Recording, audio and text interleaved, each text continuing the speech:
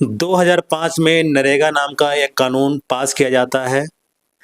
यह कानून ग्रामीण क्षेत्र में मजदूरों को रोजगार देने का गारंटी अधिनियम होता है। 2009 में इसको महात्मा गांधी के नाम से जोड़ दिया जाता है, जिसे मनरेगा नाम दिया जाता है। अभी 2025 में केंद्र सरकार ने मनरेगा का नाम बदलकर विकसित भारत जी राम जी अधिनियम एक पेश करता है लोकसभा में, जिसको लेकर विवाद होता है। देखा गया कि जो विपक्ष है वो आरोप लगा रही है कि ये इसमें महात्मा गांधी का नाम को हटाया जा रहा है और इसमें जो ग्रामीण क्षेत्र के जो मजदूर हैं उससे उनका रोजगार भी प्रभावित होगा। इन सब बातों पर चर्चा करने के लिए इस वक्त हम पहुंचे हुए हैं धनबाद के सिटी सेंटर में। हमारे साथ राजनीतिक विशेषज्ञ, पूर्व बियाडा अध्यक्ष, समाज सेवी विजय झा जी उपस्थित हैं। आइए इनसे जुड़ते हैं और इन बातों पर चर्चा करते हैं। सबसे पहले सर, स्वागत है आपका हमारे चैनल में। धन्यवाद रवीश जी। अभी लोकसभा में एक नया बिल पास किया गया, हालांकि उसके बाद वो राज्यसभा में जाएगा, बाद में वो राष्ट्रपति का मंजूरी उस पर लिया जाएगा, लेकिन इसको लेकर विवाद हो रहा है। विपक्ष आरोप लगा रही है कि मनरेगा में महात्मा गांधी का नाम को बदला जा रहा है। इससे क्या होगा कि एक तो महात्मा गांधी के विचारों को मिटाने का बात किया जा रहा है, वहीं दूसरी तरफ यह आरोप लग रहा है कि इससे ग्रामीण क्षेत्र के जो मजदूर है, जिसको रोजगार देने के नाम पे गारंटी पास किया गया था, उससे मजदूरों का रोजगार प्रभावित होगा। इस पे आप क्या कहेंगे? जब यह योजना अमल में लाया गया था, उसके पीछे मूल भावना थी कि गांव में, जो सुदूर गांव में जो आर्थिक रूप से कमजोर परिवार है, कोई नौकरी, अस्थाई नौकरी नहीं है, रोजगार के साधन नहीं है, कोई व्यवसाय नहीं है, कोई कुटीर उद्योग से जुड़ा हुआ नहीं है, तो कम से कम उसको वर्ष भर में 100 दिन का रोजगार मिले, कम से कम, जिससे वह उसका परिवार चल सके, बच्चों का पालन पोषण कर सके और समुचित उसको भोजन प्राप्त हो सके। तो उसके लिए मिनिमम सीमा तय किए गए थे 100 दिन रोजगार। और चूंकि गांधी जी सत्य और अहिंसा की बात और न्याय की करते थे, साथ ही साथ वो डाउन ट्रॉडन क्लास की बात करते थे। सबसे ज्यादा फोकस उनका रहता था जो आर्थिक रूप से कमजोर हैं देश के उस काल में। तो इसीलिए इस योजना का जब मूर्त रूप लिया कि हाँ ऐसी योजना लाई जाए, तब महात्मा गांधी का नाम से इस योजना को चलाने की निर्णय हुआ। क्योंकि महात्मा गांधी एक ऐसे शख्स हैं पूरी दुनिया में, भारत में ही नहीं, जिनके पूरी दुनिया में 102 देशों में स्टैचू लगा हुआ है जी। दूसरा धरती पर कोई शख्स ऐसा नहीं है, न हुआ पहले, जिसका 100 से अधिक देशों में उनके स्टैचू लगे हों। हो सकता है किसी का 10-20 में हो, 25 में हो, 50 में हो, 5 में हो, लेकिन 100 से ऊपर देशों में जिनकी स्टैचू हो, वह सर्वे किया गया, पता लगा कि सिर्फ महात्मा गांधी है। विपक्ष जो आरोप लगा, और इसीलिए महात्मा गांधी के नाम पर इस योजना को चलाया गया। बहुत बड़ी बात थी। इसीलिए नाम बहुत हो सकते हैं, लेकिन महात्मा गांधी के नाम को हटा करके इसको जोड़ना, मैं समझता हूं कि यह, इससे बचना चाहिए था सत्ता में बैठे लोगों को, क्योंकि महात्मा गांधी सबके प्रिय है। जब दुनिया के प्रिय हैं 100 देशों के, तो भारत में कितनी प्रिय है। और भारत में सत्य और अहिंसा का नारा देने वाले वही थे। तो आज भी सत्य और अहिंसा की प्रेरणा हमको मिलती है तो गांधी से मिलती है। आज भी बिना हथियार का लड़ने का प्रेरणा मिलता है कहीं से। व्यक्तिगत मैं अपनी अगर बात करूं तो मैं यहाँ बड़े बड़े लोगों से भी अगर लड़ा, जो बहुत बड़े ताकतवर हैं, बहुत बड़े माफिया समझते हैं अपने आप को, गुंडा समझते हैं अपने आप को, मैं उसके सामने यदि आज तक नहीं झुका, तो मेरे प्रेरणा का स्रोत स्वयं गांधी जी है। उनको उन्हीं से ताकत मिलती, उन्हीं से प्रेरणा मिलता है। बिना हथियार के चलते थे। अंग्रेजों ने तो ट्रेन से फेंक दिया उनको, टिकट रहते हुए फेंक दिया। दूसरा कोई रहता यात्री ना, तो चुपचाप घर चला आता, ट्रेन छोड़ के कोई और माध्यम से। लेकिन उसी प्लेटफार्म पर उसी अवस्था में रात भर रहे उनके आदमी का संकल्प देखिए उस ठंडी रात में। और उसी अवस्था में स्टेशन मास्टर आया कि चलिए गेस्ट हाउस है, उसमें आप रुक जाइए, वेटिंग हॉल। नहीं गए, वो उसी प्लेटफार्म पर वहीं पर रहे जब तक दूसरे दिन ट्रेन नहीं आई।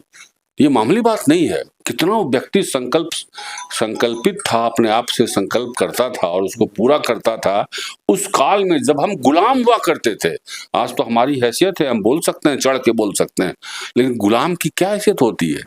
और गुलाम देश का नागरिक होते हुए भी उसने समय समय पर अंग्रेजों को जो जवाब दिया है वो काबिले तारीफ है, काबिले तारीफ है। जब वो गोलमेज कॉन्फ्रेंस में गए लंदन, चर्चिल ने को बताया गया कि भाई एक आदमी मिलने आया है लेकिन नंगा है, वो उनको बताया गया तो बोला नंग धड़क। तो फिर बुलाया, कौन है? तो गांधी थे। तो उन्होंने कमेंट किया, व्यंग किया, हाँ मिस्टर गांधी, आपके कपड़े कहाँ हैं, आपके कपड़े कहाँ हैं? तो उन्होंने जो जवाब दिया है ना, वो आजाद देश के बड़े बड़े नेता भी बोलने की हिम्मत नहीं है जो गुलाम देश का महात्मा गांधी ने जवाब दिया।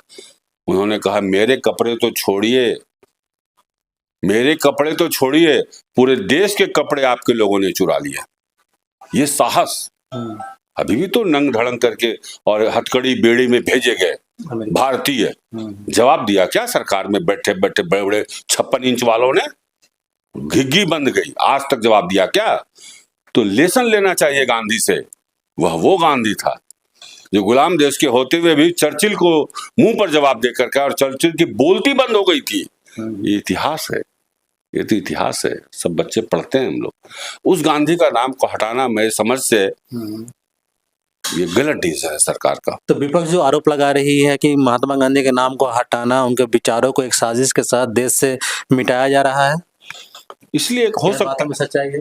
नहीं, कुछ लोगों को अनईजी फील होते हैं चरित्र के सामने। कुछ लोग जो है ना, जब कोई चरित्र आ जाता है सामने, जो सिर्फ चरित्र की चर्चा होती है, तो जिन लोगों के जीवन में चरित्र का कोई महत्व ही नहीं है उनको अनईजी फील होता है।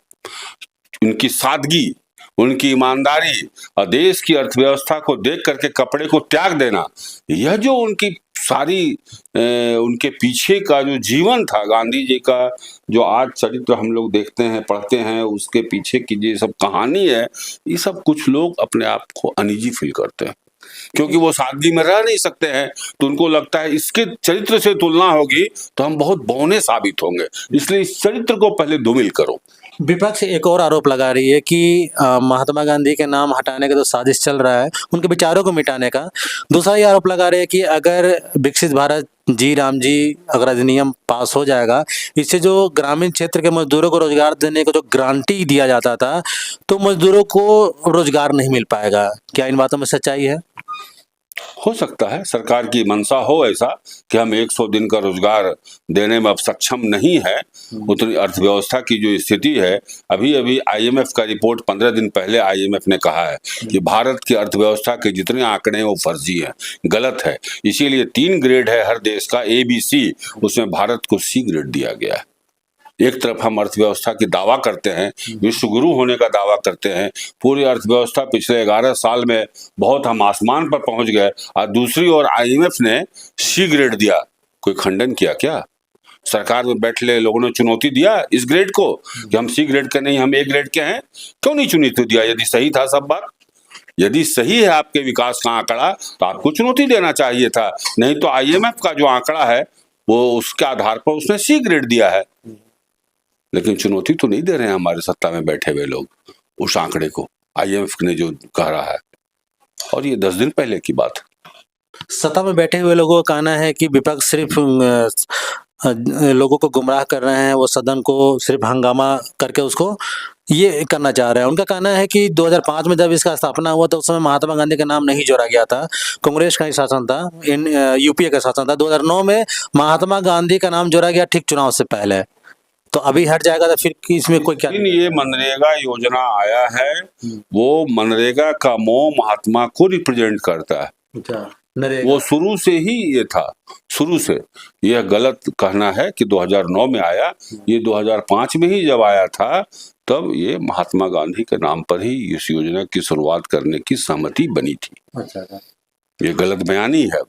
इस सत्ता में बैठे लोगों का कहना है कि पहले इस पे जो भी खर्च होते थे, ये पूरा खर्च केंद्र सरकार उठाती थी उस योजना के तहत। अभी क्या है कि जो नए अधिनियम पास होंगे उसमें राज्य सरकार को भी 40% देना होगा। ठीक है, तो इसको लेकर के फिर ये क्या कहना है आपका? देखिए, ये केंद्रीय योजना थी, तो केंद्रीय जब योजना है तो इसका पूरा भार केंद्र वहन करता था और उसके द्वारा जितने मजदूरों को लगाया जाता था, राज्य अपना डिटेल्स भेजती थी, तो उस हिसाब से उसको आर्थिक मदद केंद्र के द्वारा मिलता था।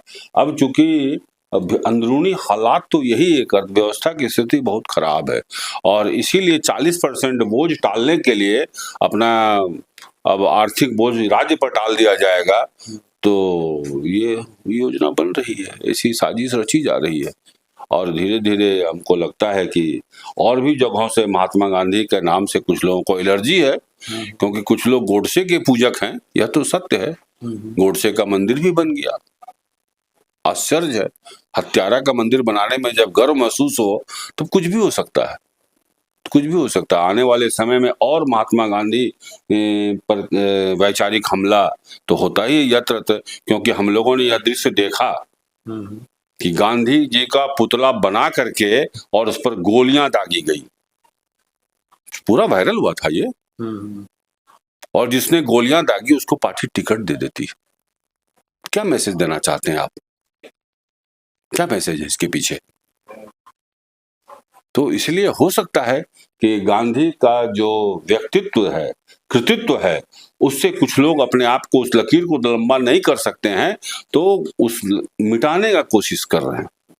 अगर इस अधिनियम में कुछ बदलाव लाना हो, जैसे कि आप भी मीडिया के माध्यम से, अखबार के माध्यम से आप भी वाकिफ हैं, तो इसमें कौन-कौन से बदलाव लाना चाहिए ताकि जो ग्रामीण क्षेत्र के मजदूर हैं उनको रोजगार मिले? मैं तो कहता हूँ 100 दिन के जगह अगर वास्तव में मजदूर हितैषी है भारत सरकार, इसको 100 तो जो आप हर बात पर बोलते हैं 70 साल कुछ नहीं हुआ, ये अक्सर बोला जाता है सरकार के द्वारा 70 साल में कुछ नहीं हुआ। तो मैं तो कहूंगा वास्तव में यदि आप कुछ करना चाहते हैं तो 100 दिन के लिए उन्होंने किया था ना, आप 200 दिन का कर दीजिए इसको, तब लगेगा कि सही में आप मजदूर सापेक्ष हैं और मजदूरों को हित के प्रति आप ज्यादा चिंतित हैं पूर्व के सरकारों के बजाय। तो आप 100 दिन क्यों, 200 दिन कीजिए ना, 365 दिन होता है, आधा दिन तो खाए कम से कम, वो 365 में 200 दिन तो खाए।